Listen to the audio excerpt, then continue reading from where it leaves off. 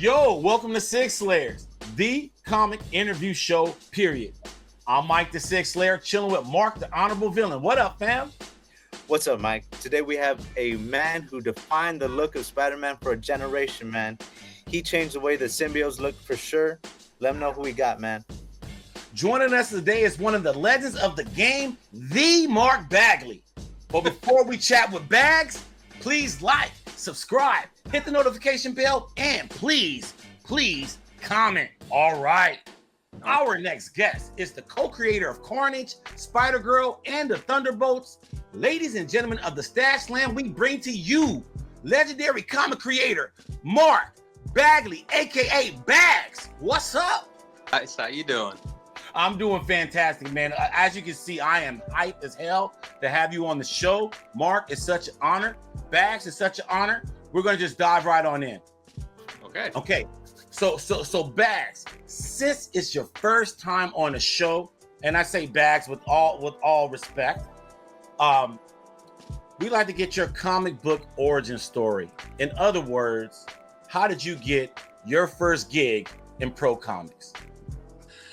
I haven't told this story ever. Okay. All right, mine's long story short, I'd wanted to get in comics since I was probably 10 years old, and I've got 5 brothers and a sister. None of them ever read a comic book, including my twin brother. I was the weird one, kind of in the basement, and so I was 27 years old working at Lockheed doing technical illustration. I joined the Army out of high school so I could afford art school. I did construction for 3 years after art school because when you have no other skills, you do manual labor. And that sounded a lot worse than it should have sounded. I totally respect manual labor, but I wasn't good at it. That's the problem. So anyway, I was working at Lockheed doing technical illustration, and Marvel came out with the Marvel Tryout Contest. And I was 27 years old, had a house and a kid and a wife. And I thought it was a gimmick to take money from kids. I'd send in samples and send in examples, for years.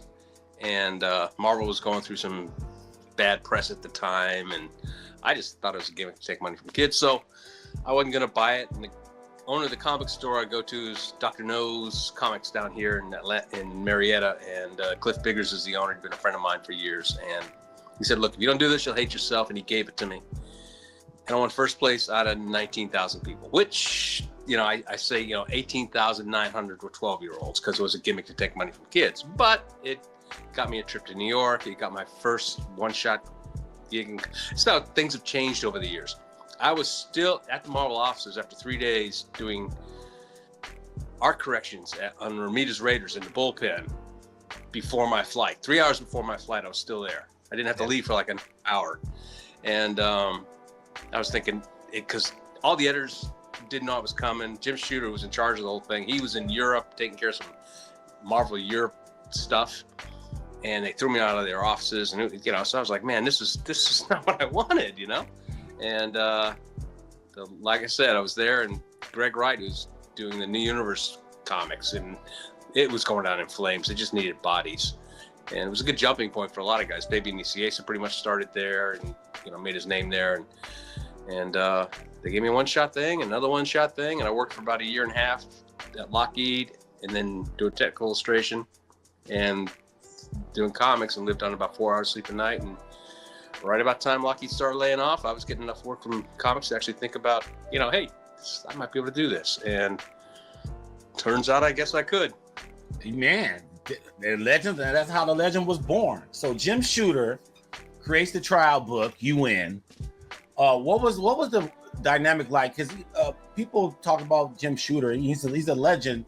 He represents that generation of comic book fans to enter comic book space, along with like Marv Wolfman and Len Wein and people of that generation. What was it like being in the same room with Jim Shooter as far as in a professional level? I never really was much, to be honest with you. I live in Georgia, and I'd get up to New York maybe once every 5 years. At the time, this is right before, maybe 6 months before Shooter was shown the door, and there was a lot of drama. That's one of the reasons why I thought it was a game. There was a lot of drama around it. and but he was always good to me. I mean, I met him. I hadn't heard anything. I won the contest. Hadn't heard anything for like 6 months.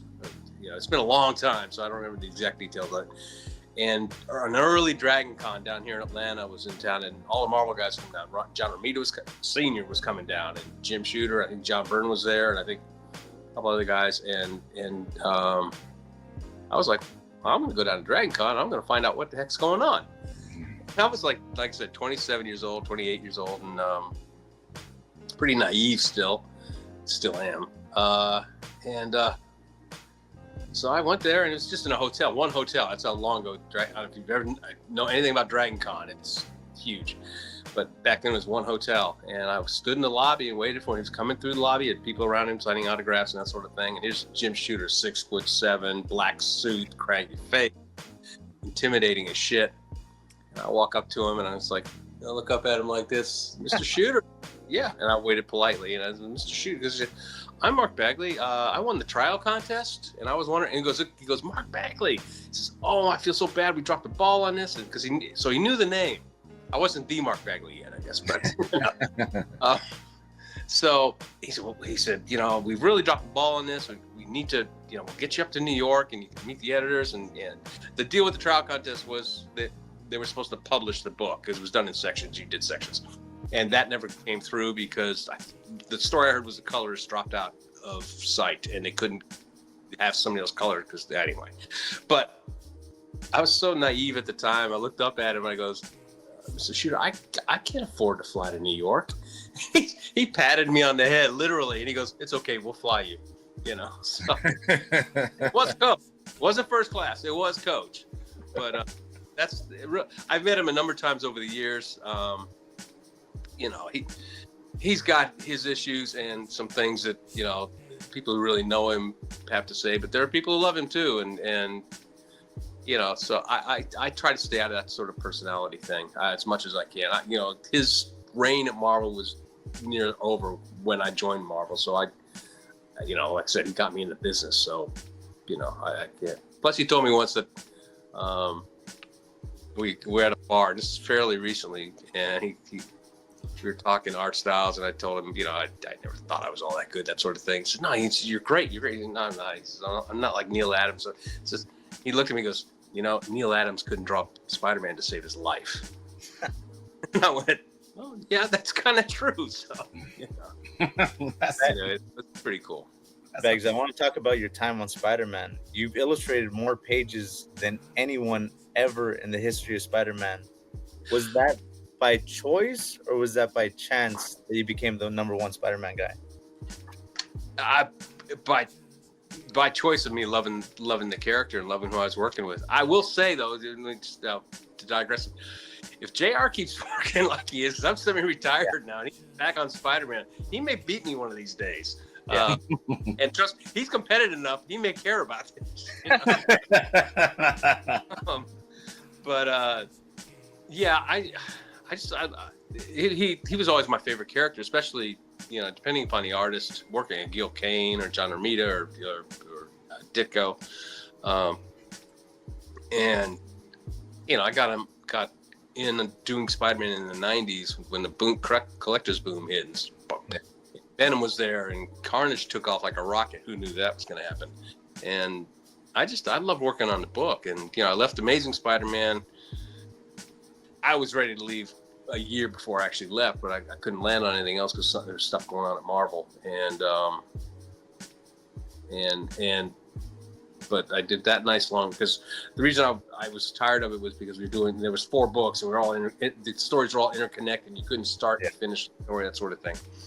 And, you know, so that was my run on Amazing. And it was just a dream experience to do the book I always dreamed about doing. You know, the most fulfilling experience in comics for me has been Ultimate Spider-Man, because, you know, my relationship with Brian and the way that book was received, and not just the amount of issues we did, but the quality of the writing and the issues and the coloring and the inking. And, you know, my art is, you look at it from the beginning to the end, there was a pretty good evolution of the way I was drawing. And that was just the fact that I was on the book for that long and working that hard, because we did about 18 issues a year for a long time. Bags, you were at Marvel right when the Image founders left, what was it like in the wake of that huge talent vacuum? Were you under any kind of pressure as far as to like, you know, anything that comes to mind? Not really. Like I said, I live in Georgia and I go to New York maybe once every 4 or 5 years. So a lot of the drama I stay out of. I don't. When I was younger, I would say a few things on panels and stuff like that might get me in trouble. And but when it comes to the Image guys leaving and all that, that was like,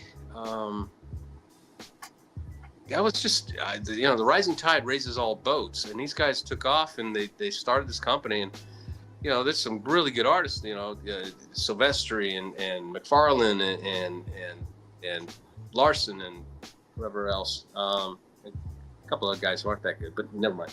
I was really happy there and doing Spider-Man. Plus, being the collector's boom, Spider-Man was a great character to be on. I wasn't making the way some of the Image guys were, but I never got in this business to make money. I mean, I always thought my wife would work and I'd make a lower than middle class income because the hours you had to work. I worked 70 hours a week for the first 5 years of my career, or 8 years of my career before the collector's boom hit, pre-royalties and all that. And I just knew I'd love what I do for a living. And when it turned into actual money, and for about 7 years, it was actually really amazing money. And thankfully, because of God, the blessings I've had in my career, it's still pretty darn good. That money has just always been the side thing, and so I was really happy there. I did have a little tense conversation with one of the guys who, Image, who kind of confronted me at a convention about coming over and working with them. Now, he wasn't inviting me to be with them or be an Image owner. He just wanted me to be, one of their guys. He kind of shook my hand. He kind of looked me in the eye and goes, "Be smart, be smarter." And I looked at him. I said, "Don't be an asshole. Don't be an asshole."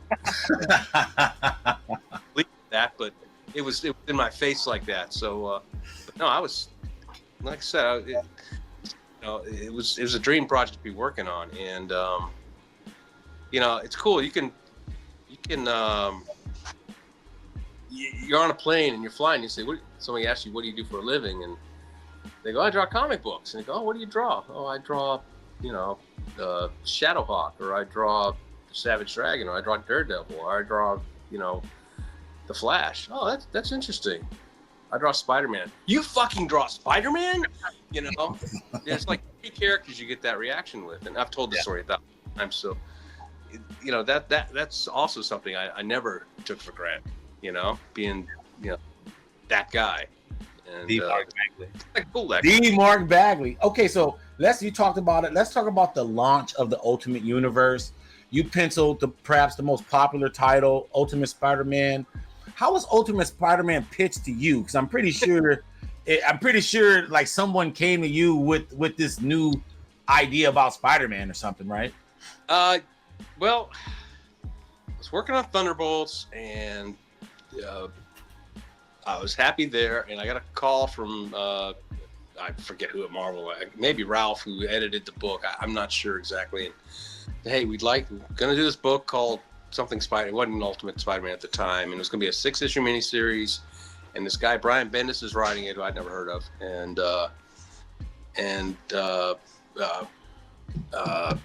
Bill Jemas would really like you on the book, and he's involved in the project. I didn't really know who Bill Jemas was. He was the owner and the president at Marvel. I didn't even, that shit I don't care about.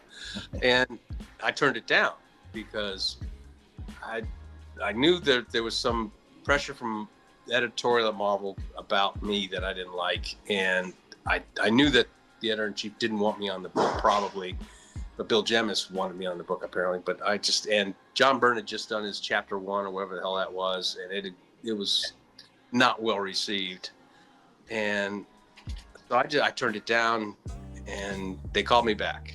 "We would really like you to do this," and I said, "No, thank you." And they called me a third time and said, "Look, you're always looking for extra work," because I could do more than 1 book a month.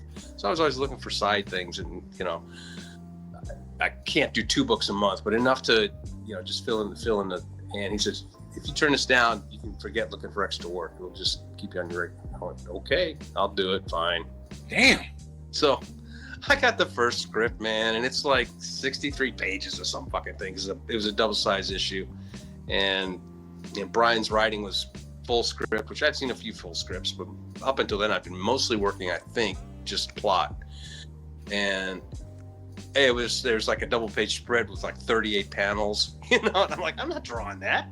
That doesn't make any sense, because the whole mindset of the way Brian works was different than, what I entered the business doing, which hadn't been that long, but I've been reading comics that long, and it had been that kind of mindset and that kind of anyway. So I said, okay, I'll do it. And so I did the first issue, and I didn't really get it until about the third or fourth issue, because he wasn't in costume, but then I started, realizing how good the writing was and the story was. Uncle Ben, you actually got to know Uncle Ben and who he was, and Aunt May was actually kind of cool. And then the first issue came out, and I was still, I'd already left the book. I'd done my 6 issues, and the first issue hadn't come out yet. It was coming out like the next week or something like that. And like I said, this has been a long time ago, so I don't remember the exact timeline, but fairly soon in the first, because they'd called me and said it's going to be an ongoing. And I'd still said, I don't think so. And because I'm not very bright. And the first issue came out, and the color was beautiful, and the inking was great, and the paper was the best quality paper I'd ever had been printed on. And the fans ate it up. And Cliff Biggers, the guy who owns the comic store I went to, gave me the trial contest 10 years before that, said, look, you need to stay on this book. And so I called Marvel, called Ralph Macri, who I just got the phone with. I was just talking to Ralph a little bit ago. I said, can I stay on the book? He goes, oh, thank Christ. He said, Bill Jimmett thought we fired you. He was really pissed. So I stayed on the book, and the rest is Spider history. I got a follow-up question real quick. Sorry, Mark, you don't get any questions. Because you mentioned something about full script and plot, and just so if you could just explain that for the people that may not understand that process. Because is that the Marvel method versus the DC method that people talk about? DC, I think, did it the same way, I think, for a while, but I think Marvel kind of trademarked it, I guess, is the Marvel way of doing it. At least I think so. I didn't work enough for DC, and I don't know enough about it. There are other guys who care about that thing. But the Marvel method was the writer would just come up with a plot, which would be anywhere from 6 to 8 pages for a 22 or 24 page comic book. I think there were 24 pages at the time. So you're getting screwed now, guys. And you, as the artist, my job would be like the director in a movie, and the guys in charge of the visuals. Anyway, I had to tell that story visually, and it would go back to the writer, and he would put script on it, the words on it. And if I'd done my job right, well, the fewer words you need, that you were telling the story visually before the actual dialogue was in there. And that's how I worked for the first probably 5 or 6 years of my career, maybe something like that. And then it started to get more into more full scripts, and I kind of miss the old days of doing that, because I think it was more interesting, a lot more work. I think nowadays, if you gave me a plot, though, I'd just freeze up and wouldn't know what to do, because nobody does that anymore, and hardly anybody anyway.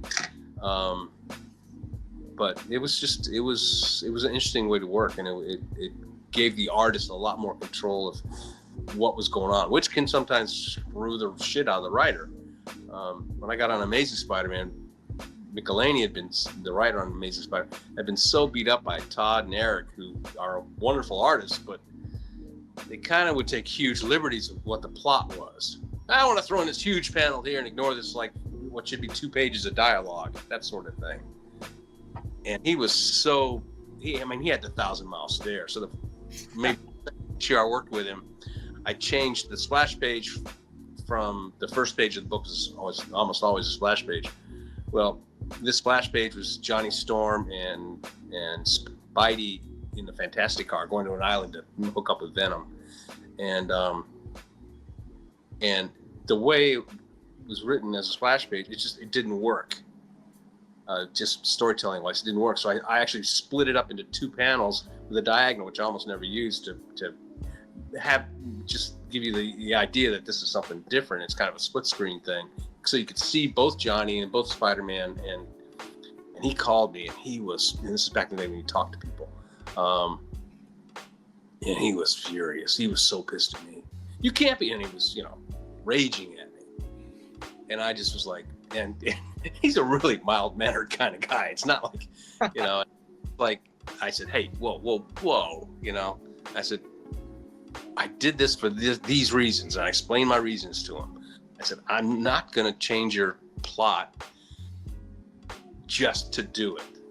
If I see a better way of doing something, if I have to go from A to D and I have to swap B and C, that's my job, especially when it's not a full script, when it's just a plot. I said, but you got to trust me that that's what I'm going to do. I'm not going to change A and D because that's not what you wanted. It's got to end up from point A to point D. That's my goal for you, and to have work as visual. And after that, it was very, very cool. And even with the full script, a smart writer will let the artist take a look at it, and as he goes through it, the artist is gonna just naturally, okay, maybe this would work better as a 2-panel thing, or 3-panel, or a 1-panel thing when it's written as a 3-panel thing. Change an angle, change it, because visually that's our job to tell a story. And most writers don't have a good visual sense, and so I've been doing full scripts for years, and I've only had I had one writer who basically, was a jackass about it, and any change you made, he would fight you on, no matter what. I didn't work with him for very long. So, Bags, you talked about calling up to try to stay on the Ultimate Spider-Man book. You worked with Brian Michael Bendis to break the record of Stan Lee and Jack Kirby on that book. What was the collaboration like? Were you guys calling each other on the phone, or were you guys having dinner like Marv Wolfman and George Perez? No, we weren't having dinner together very often because Brian lives out in Portland in the Seattle area, and I've lived in Georgia almost my entire adult life. I married a Georgia girl. I made that mistake. Kidding, we're very happy. And I love Georgia, but but we were on the phone all the time, just talking about what Brian wanted and that sort of thing, and if I had an idea for something better that was significant enough where I felt like I should call him and say, hey, I'd like to do this. I think this would be a better idea. I think in the 7 or 8 years that I was on Ultimate Spider-Man, I think he called me back and asked me to change something back to the way he'd written it, maybe twice. Once was I basically didn't get lazy, but I didn't get what he was doing. I didn't think it was a big deal to change him, but he really wanted a specific thing at the end of this double-page spread with multiple panels. Run something different, and sure, because I made that choice. So, and the other time he called me, he was wrong, but I let him. I also wanted to ask about the video game. I used to play the video game on the PlayStation 2. Were you involved with the video game in any way? Not really. No. I think I did the art for the box, but that was about it. Brian called me one day. I remember this. He was like, "Hey, Mark." I said, "Yeah, I'm working on a video game." I said, "Okay, there's a video game," because I don't play video games really. I played this one for a little while and realized I don't have any idea what the fuck I'm doing. It was really hard. You had to fight a lot of guys for a long time, Yeah. And he said, "I'm working on a video game, and I'm out here, and they got some guy who's training to draw just like you." And I said, "I don't like that idea, but okay." I think he did a pretty good job, though. I think the eyes were. I go back now and look at some of that artwork, and I'm like, what was I thinking? But that's the evolution of art. You change over the years, and you look back at what you've done, and sometimes you go, "Wow, I drew that." And other times you go, "Holy shit, I drew that." So, and usually it's the latter. It doesn't get more 90s than the name Carnage. how many versions of Carnage did you make before you came up with the final design? Just one. You know, I talked to David, or I don't know if I don't think I was emailing. No, I wasn't emailing. I didn't have a computer at the time, so definitely wasn't emailing.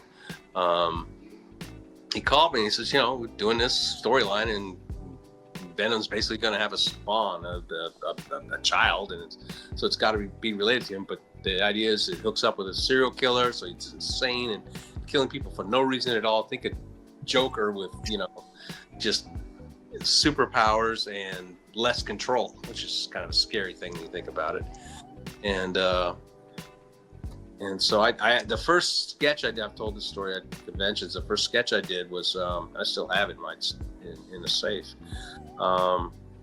Was, you know, the Michelangelo's Fibonacci man, where he's out spread out like this, and it's kind of the man like this. And I drew it like that, and basically the red started. He was black, and the red started on the chest and spread out along his arms, down his legs, up towards his head, that sort of thing. And I got a phone call from Danny Fingeroth, the editor. He's like, "We can't do this. It looks like a shotgun wound." And back then you couldn't show shotgun wounds. So I'm like, okay. So then I just altered it to where they were just tendrils, and it was all, you know, a mess. Which, if I'd have known I'd be drawing in this much later in my life, I'd made him easier to draw. But you know. But yeah, I didn't. Who knew he was going to be that popular, and that I'd be signing that book probably as much as I signed any book. You know, 361. I don't remember. I never remember comic book numbers, but 361 and 362. I see those sons of bitches every convention about 3 dozen times. You know. Yeah. All right, Bags. You worked at Marvel for the longest time. You had an exclusive deal with DC Comics for a little while. Was there any difference working for DC versus working for Marvel? Not in a general, like, no, not, you know, it was different personalities, different people, but the actual structure of it and how it worked was basically the same. I mean, it really was. It didn't work out for me at DC. I mean, I was only there for 3 years, and it wasn't anything intentional. It wasn't anything, you know, JR went over there and was there for years and had a great time. But I went in, and it was just lots of weird stuff going on at the time, and none of the projects I actually worked on were the project I wanted to work on or felt like turned out what I thought I was working on. And that was just the nature of the beast. So I was glad when, you know, Brian called me about coming back to Marvel. So, Bags, you're a legendary penciler. Gotta ask a process question. We always ask all the artists, what are your steps to laying out a page? They've changed over the years, and it's funny how it's happening because it's been so gradual that I kind of realized it recently. And I used to be, you know, I'd draw a little thumbnail of the page, basically break down the panel, you know, have an idea in my head of what was going on in each panel and do a rough little thumbnail of it. And then I'd go directly to the full page and just draw full up. And over the years, it's changed where, you know, I hardly ever do that anymore. Now, if I'm working on pages, I'll do the rough thumbnail, the rough page panel layout. But when it comes to drawing the figures, and that's when I work smaller, then I blow it up and trace it like a lot of the guys always did. I think it's because I'm trying to do finer work and a little less cartoony and a little less exaggerated work. And so, plus, you know, now I don't have to draw cars anymore because I got Google SketchUp, and, you know, but I still do that. I'm such a Luddite, you know, I mean, I don't work digitally at all. So when I used Google SketchUp to draw a Ford Taurus or an Escalade, I kind of get the angle I want. I start my drawing and I have the angles and everything set up, and I maybe even draw a box shape of the car, that sort of thing. I go to Google SketchUp and I find the car I want and put it in the position I want. I print that out, and then I size it on my Xerox machine to the side. I trace that onto the original page. And I'm sure that a lot of the guys are just losing their minds. Like, you just print it on the page. Well, A, it looks like it's printed on a page. It looks like a photograph. You know, it would take you out of the actual drawing of it. But B, I just don't want to do that. So, you know. Thank you for that, man. And that was very candid. I'm a candid mofo, as they say. All right, so I have another question about maybe some potential influence in your career. Was there a creator that served as a mentor in your career? Someone that gave you advice about being a better professional? Not really, because I've always worked out of the house. I've never worked in a studio. I've never collaborated like that with another artist. And so I'm pretty much, when it comes to I went to art school, but I learned, painting and sculpture and all that stuff that's useless to me. So I just learned kind of like by osmosis, trying to hone my skills. I learned comics by reading comics and by watching the storytelling, and that's, studying that sort of thing, and watching guys who are really good, studying guys who are really good, like, Neil Adams and John Buscema and Gil Kane and those guys. I mean, as much as I love Spider-Man, when there was an artist on it that I didn't like, I didn't read the book. I was like that with most books. I was a huge comic fan, but for me, it was always more about the art. I guess one of the funniest things I ever got told in my career, early in my career, when I did New Warriors, my first inker was the great Al Williamson, right? Who's a legend. And I think he was probably in his 60s at the time, maybe his 50s. I never met him because we worked over the phone. I lived in Georgia, and he quit after 2 or 3 issues. I think it was the 3rd issue. He called me to tell me he was leaving the book. And I said, "You're leaving the book?" I said, he goes, "Yeah." I said, "Why are you leaving the book?" He goes, "You're making me work." I don't know if I can curse tonight. "You're making me work too fucking hard." What? He goes, "Man, I wish I could get you up to my studio. I could show you this, I could show you that, and that sort of thing." I was just, my penciling was, all the detail was there, and it could be interpreted. It was I wasn't finished pencils like guys who spend 3 days on a page, but everything was there, and he just, I'm sure he could have shown me lots of stuff that would have streamlined what I do, and I didn't know how to do. But that actually worked out for the best, because I didn't think his style fitted me as well as he did other people, and so the book is successful enough that we were actually having tryout for inkers. We had 3 or 4 guys try out to take over, which almost never happened, especially that stage of my career.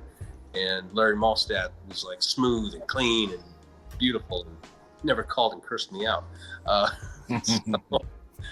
So that actually worked out.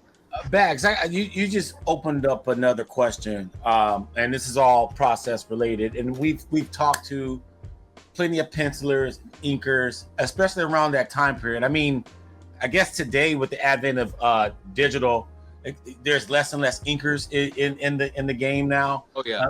But back during your early part of your career, I noticed that there was a shift in the inking as well.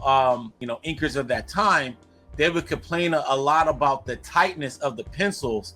The actual printed page changed. The inking, the paper got better, and the printing process got better, so you could show more and more line. And I just read, I forget where the hell I read this, but it was about this subject, the fact that guys started just penciling like it was being inked. They didn't pencil like it was just that they were the pencil. They penciled like they were the inker, and then it would be inked, and then they would be on the inker to be, if you change a line and you've changed what I've worked on for 3 days, that's why hardly anybody does a monthly book anymore, more than 10 issues a year. I think it's amazing to find somebody who does 10 issues a year anymore.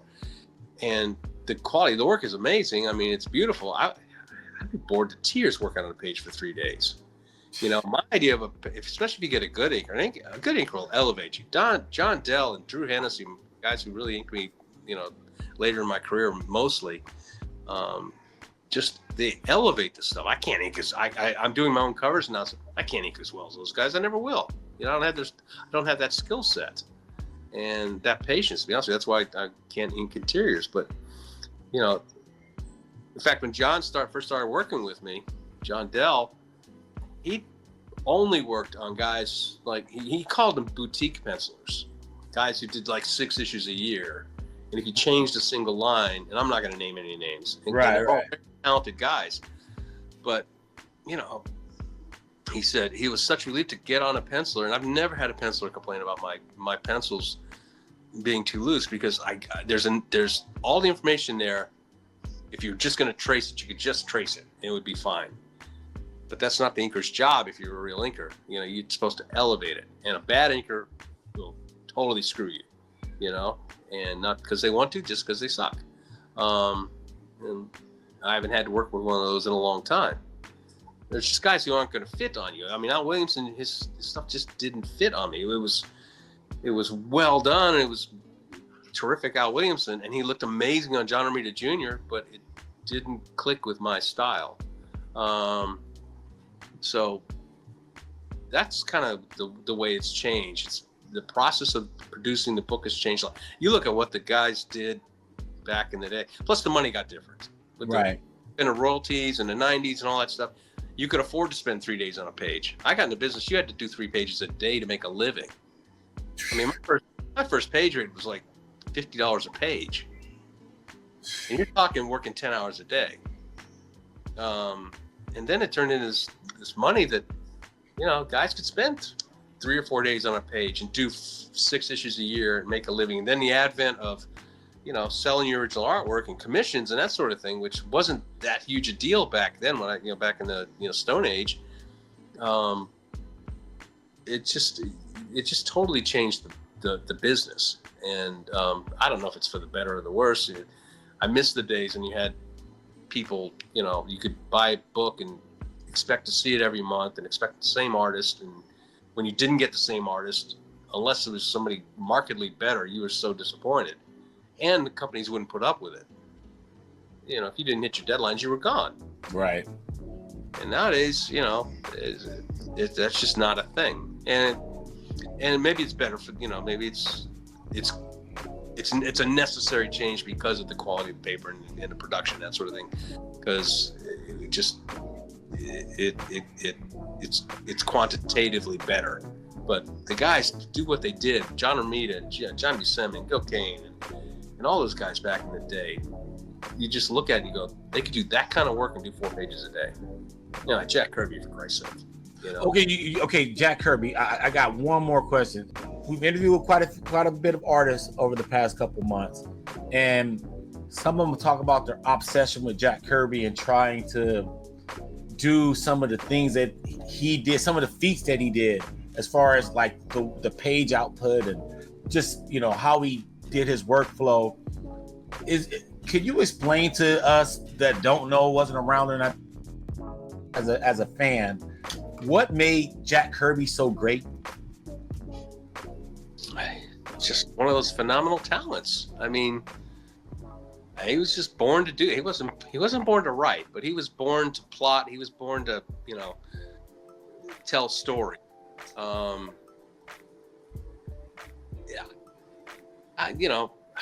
There are guys in this business now who I look at, regular people out on the street look at the way I draw and they go, holy moly, how do you do? There are guys who working now, and there's always been guys working who I look at and I go, how the hell did they do that? How are they that damn good? And if you got the wrong personality, you can let that intimidate you and you're not going to get anything done. You got a different personality. You say, well, I'm going to try and get better. Maybe I can't be that good, but I can be better. This guy can do that. Let's see what I can do. That sort of thing. I mean, he was just an amazing. I mean, people go on about the fact that Brian and I broke that record of Jack and Stan's on the Fantastic Four. Yeah, Jack was drawing 2 or 3 other books a month and doing their covers. I totally stepped back from that. Bags, I want to ask you one more quick question before we get to our very last question. I did want to ask, how come the early issues of Ultimate Spider-Man, the covers look so different? I know they were done over digitally by like digital transparency, I believe. I don't know what the process was. I just know that the first covers Well, the first cover was done by Joe Quesada, and it was on, it was a spider figure on top of clearly an altered photograph of New York, of Times Square, and they wanted to keep that theme on the covers, and so each cover they wanted me to basically, just find a photograph, and I would just draw the photograph in as the background spider and just have the spider figure. And that lasted for I don't know how many issues until finally I just said, look, dude, I'm just running out of interesting photographs. This is before Google. This is before, it's like I got lots of New York reference, but, I would like to draw two guys on a character. I mean, on a cover, I'd like to draw, the bad guy and the good guy and, that sort of thing. And so we went away from that after a while. Okay, yeah, I was always wondering that. And so we're on our very last question. Is there something that we haven't talked about that you want the fans to know about? Any upcoming appearances? Any new projects? Did you want to give your thoughts on the new Thunderbolts movie as the co-creator? It was a good movie. It was fun, It wasn't the Thunderbolts, but, Marvel gave me $5,000 for it. I'm like, okay, great. For your contribution to the film. I'm like, contribution to the subject. It's like, wait a minute, they just used the name, and I didn't even design the logo. That was nice, but it was a good movie, and it was a nice nod, and have my name on on the screen is always good. And when it comes to upcoming projects, I'm actually about a year ago I pretty much kind of semi-retired from doing interiors, just because I don't feel like I can do that. I still love it. I still love drawing them. I just turned down a Kevin Smith. In fact, they just advertised it. It's the new they're relaunching Amazing Spider-Man again, and he's got like a 15-page story in. And they asked me to, and I'm working with Kevin Smith. That would be a blast. I've never done that, but I turned it down because it had 1,000 characters in it, and I'm having some trouble with my drawing hand, arthritis-wise, and nothing major, but enough that interiors got to be difficult. So I'm just doing covers and commissions, and doing some conventions. I'm going to be in New Jersey at some show this coming weekend, actually, and then I'm out in Omaha, like a couple. I do about 4 or 5 a year, so it's hard to keep straight on them. I do have a Conan project coming up. Bucket list thing, totally out of my usual wheelhouse, was to draw Conan, and I got in touch with the guys at Titan Comics, and so I did a 48-page, which probably my last interior work, 48-page Savage Sword of Conan story that I realized I probably shouldn't be drawing Conan. I worked my ass off. John Dell inked it, and he inked the hell out of it, and I'm not real happy with it, to be honest with you. I've been doing illustrations of Conan since I was a kid, just for fun, and my problem with doing it as a comic was, I've got Barry Windsor Smith in one ear, and I got John Buscema in the other ear, and I got Frank Frazetta back here kicking me in the head, and I just had a hard time nailing down what I wanted to do with him. But it's a good story, and it's 48 pages of black and white artwork with John Dell ink, and it's going to look beautiful. So. Oh wow! And this is coming up. Yeah, I don't know when it comes out. It's not out yet, but so look for it. Bags, man, this has been a phenomenal interview. I'm so happy right now, man. My Saturday is on cloud 9 right now. Just know you always have a home here on the 6 Layer Station, and thank you for joining us again. Glad to do it. Well, that's all for our show. If you like what you see, please subscribe and hit the like button. This is 6 Layers. I'm Mike, speaking for Mark and the Mark Bagley. All right. We are out. All right.